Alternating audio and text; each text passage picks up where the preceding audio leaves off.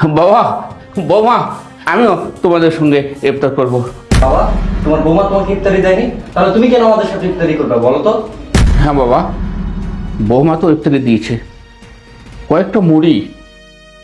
বাবা, তোমাদের এখানে অনেকগুলো ফল দেখতেছি, আমি ফল দিয়ে একটু ইফতারি করবো বাবা। কি বললেন আপনি? আপনাকে শুধু আমি মুড়ি দিয়েছি? শুনুন, আপনার বয়স হয়েছে, ওই মুড়ি যে দিয়েছি না এটাই অনেক। আর কি চান আপনি? এইখানে আমরা এখন ইফতার করব, নেকামো না করে যান নিজের জায়গায় যাই ইফতারটা সেরে নেন। হ্যাঁ বাবা, যাও তো, যাও, তুমি ওখানে গিয়ে ইফতারি করো, যাও, ডিস্টার্ব করো না, যাও। ঠিক আছে বাবা, আমি চলে যাচ্ছি বাবা।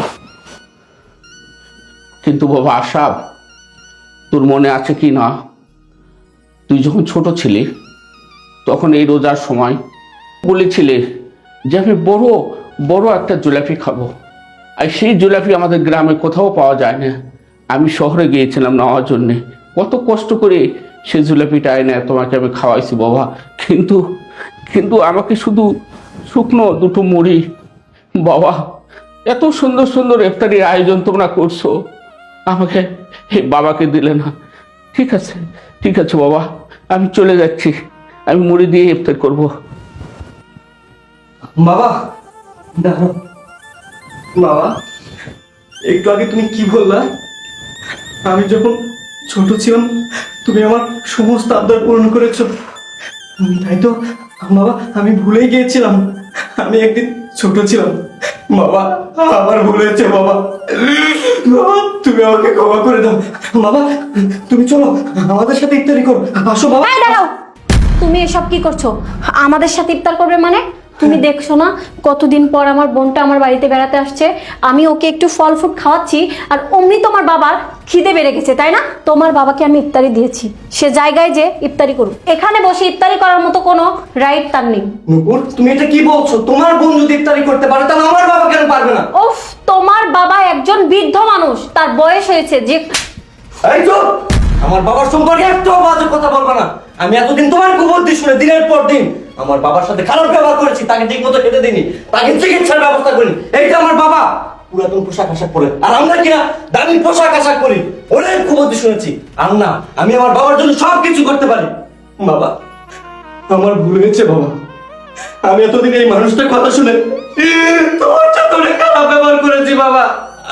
বাবা, একটু আগে তুমি যা যা বললে না, বিশ্বাস করো বাবা, আমার কলিজাতে দাগ কেটে গেছে বাবা। বাবা, আমি তো একদিন তোমার মতো বাবা হোক, আমি যেমন তোমার সাথে যেমনটা করছি আমার সন্তানও ঠিক আমার সাথে তেমনটা করবে। বাবা, আমি আর ভুল করতে চাই না। মা বাবা হলো বট বৃক্ষের মতো, তারা সন্তানদের ছায়াতে আগলে রাখে। বাবা, আমি তোমার সেবা শুশ্রূষা করতে চাই, তুমি যতদিন বাঁচবে বাবা আমি তোমার সেবা করতে চাই। নূপুর, আমি তোমার গায়ে হাত তুলেছি, তার জন্য আমি দুঃখিত। নূপুর, তুমি না 5 ওয়াক্ত নামাজ পড়তে, সবসময় হাদিসের কথা বলতে, মানুষকে জ্ঞান দিতে, তাহলে তুমি কেন মুখের মতো আচরণ করলা বলো তো? নূপুর, একটা বার চিন্তা করে দেখো তো, আমার বাবার জায়গায় যদি তোমার বাবা হতো, তোমার ভাইয়ের বউ যদি তোমার বাবার সাথে এমনটা করতো, তাহলে কেমন লাগতো বলতো? আমি তো জানতাম তুমি অনেক জ্ঞানী একটা মেয়ে, আর তুমি না রোজা রাখছো। আরে আল্লাহ তাআলা তো বলেছেন একজন রোজাদার ব্যক্তির প্রথম কাজ হচ্ছে ইফতারি করা এবং আশেপাশের গরিব দুঃখী অসহায় মানুষদের ইফতার করতে সাহায্য করা। আরে আমার বাবা তো গরিব না, আমার বাবা তো বাবাই। জানো আমার জীবনে আমার বাবার কত অবদান?